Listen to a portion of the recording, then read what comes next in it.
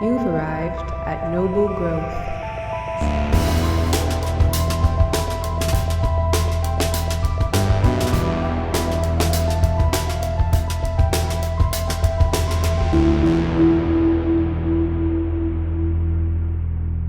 There are over 2.5 billion people on Facebook. How do you reach the right ones for your business? In this episode of the Noble Growth Podcast, I'm going to show you how to target Facebook ads like a pro. This strategy, which I'm about to unveil, applies to the entire Facebook ad network. That includes Instagram, WhatsApp, Messenger, the Audience Network, and Facebook itself. Here's the method. Take note of it. First, you start broad and shallow. Then you optimize narrow and deep. What that means is, when you're just getting started with Facebook ads, it's important to start with the broadest audience possible and to use small budgets initially as a way of testing the waters. Once you know what works, then you can optimize to be more narrow targeting and have deeper ad budgets.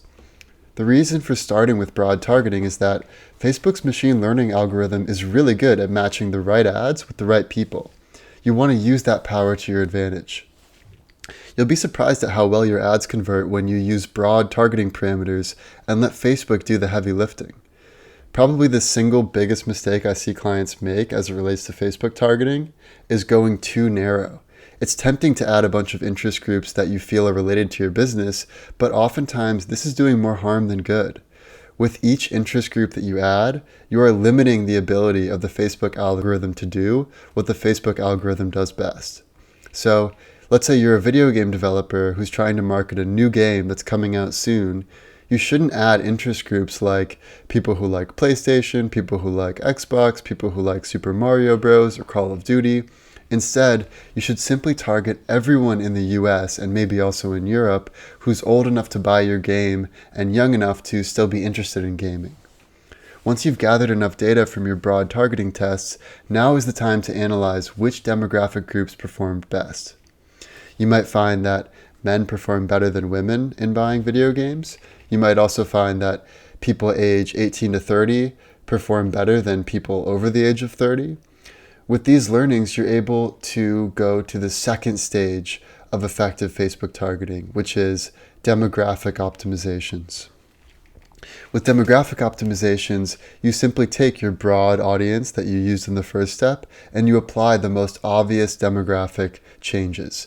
So you might decide to only target people of a certain age, a certain gender, a certain geographic area, but that's it. You still want to keep this as broad as possible. And oftentimes, once you've optimized your broad targeting campaigns with demographic parameters, your targeting work is done. I've run some really successful ad campaigns that never go beyond broad and demographic targeting. There are, however, a few additional targeting techniques that I've found to be highly effective if used in the right way. These techniques are custom audiences and lookalike audiences. A custom audience is typically a list of all your past customers. This is super useful for a few reasons. One, if you want to reach brand new customers for your business, you can exclude your list of past customers. And two, if you want to reach your most ardent customers specifically, because you know they'll be excited about a new product or feature that you're introducing, you can include that list of all past customers.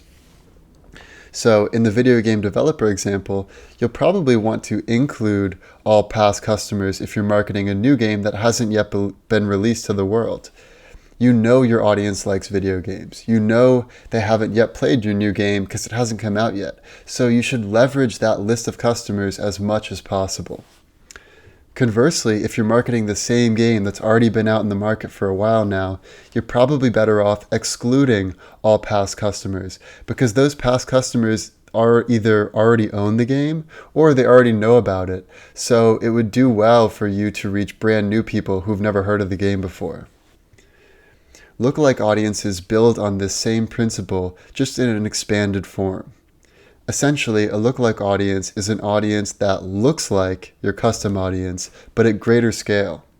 So if you upload a custom audience of your grandma, her elderly friends, and other members of their local knitting community, and then create a lookalike audience based on that, Facebook will expand your audience to include all grandmas, all elderly people, and all people who enjoy knitting. This can be a really effective way to build on the success of your initial customer base so you can reach more people just like them. Going back to the video game example, let's say you've been targeting your list of current customers for weeks to promote a new game launch, and initially the performance was really good, but now the performance has started to decline because you've hit the same group of people over and over again with ads. In this case, you can create a lookalike that's super similar to your customer list and then exclude your customer list so you're reaching brand new people who are really similar to your group of ardent fans.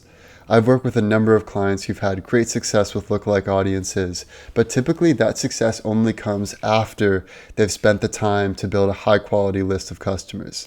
That part is important.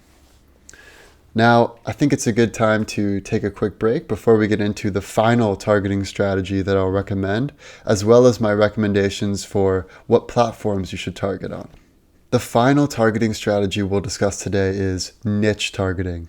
This is targeting based on specific niche interest groups such as people who like the New York Times, people who have recently moved to a new city, people who have recently bought a new truck, people of certain income brackets. There are a ton of possibilities. And if there's one takeaway I could convey relating to niche targeting, it's this: less is more. You'll be tempted to add a bunch of niche targeting parameters, but try to only add one niche targeting parameter or two and run a well-defined A/B test to see if that's actually improving the overall campaign performance. So in the video game example, once you've already explored broad targeting, demographic targeting, custom and lookalike audience targeting, then you might decide that you want to run an A/B test with a niche targeting parameter. If your game is only going to be available on PlayStation, then it might make sense to run an A/B test where in one version you're using your same broad demographic targeting group, and in the other version you add the group of people who have liked PlayStation on Facebook. Now, this makes sense because if your game requires owning the PlayStation console, you are likely to have a higher conversion rate if you only target people who like PlayStation, because they're more likely to own the console. But it's also worth keeping in mind that your clicks are going to be more expensive because you have a much narrower group now that you're going after. The reason is that when you're targeting everyone everywhere, you get to pay low prices because Facebook has the flexibility to decide who sees what ad. But when you're only targeting a select group of a few hundred or a few thousand people, you're in competition with literally every other advertiser on Facebook who also wants to reach those few hundred or few thousand people. So I would say use niche targeting selectively and cautiously. One other note that I should mention is platform targeting. Typically, I recommend starting with only the Facebook mobile and desktop newsfeed. Unless your product is mobile specific, in that case, if it's a mobile app, you would only want to start with the Facebook mobile newsfeed. You can also target on Instagram, which is a really great platform, especially if you have a visually stunning product. However, I would recommend using a separate ad campaign that's specifically optimized for Instagram. That means having images and videos that are square in dimensions or portrait sized, rather than wide angle images and videos that you would run on Facebook. And you also want to have captions that are short, catchy, and to the point, rather than running the same, maybe longer captions that you would have on Facebook. And you can always expand beyond Facebook and Instagram to explore other placement options like right-hand column ads, instant articles, messenger ads, and audience network ads. But first, you need to make sure you have a well-optimized strategy that works on Instagram and on the Facebook newsfeed. In my mind, every platform beyond Facebook and Instagram should be viewed as a way of expanding on your initial success to reach more people with the same strategy that you already know works because you've tested it on Instagram and on the Facebook newsfeed. Lastly, I'll leave you today with a concept that really brings home Noble Growth's philosophy when it comes to Facebook targeting, and that is the law of attraction.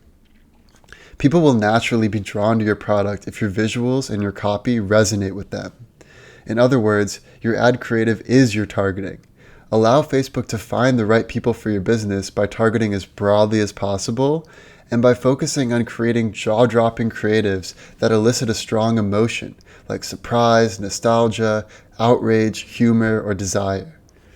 To that end, I would recommend listening to the Noble Growth episode on the 6 principles of persuasion, especially if you haven't already done so.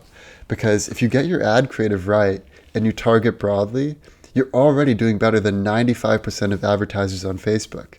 And if you add precise data-driven targeting, like what we've discussed in this episode, then you can get to that final 5%. If you have any additional questions on Facebook targeting, or if you'd like Noble Growth to help create effectively targeted ad campaigns for your startup or business, please feel free to reach out to me, Mattamore, at noblegrowth.co anytime. And until next week's episode, keep growing. Welcome to Noble Growth. You are this universe, and you are creating it at every moment, because you see it starts now. You've arrived at Noble Growth.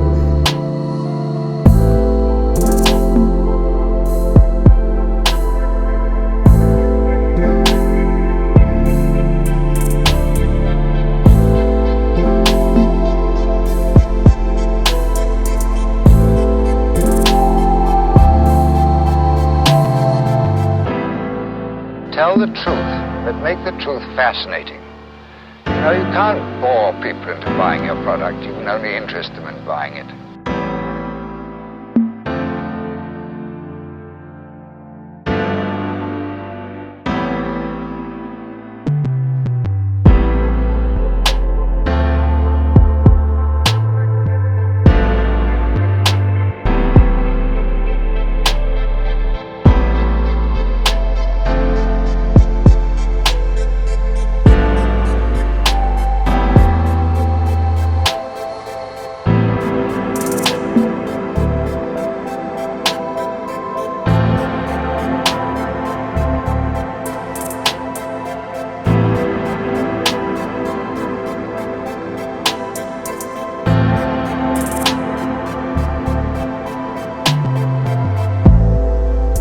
Marketing is about values. This is a very complicated world. It's a very noisy world. And we're not going to get a chance to get people to remember much about us. No company is.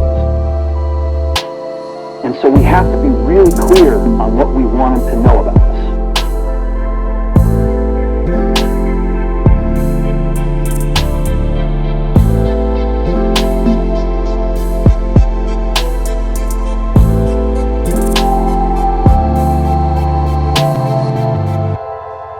You've arrived at Noble Growth.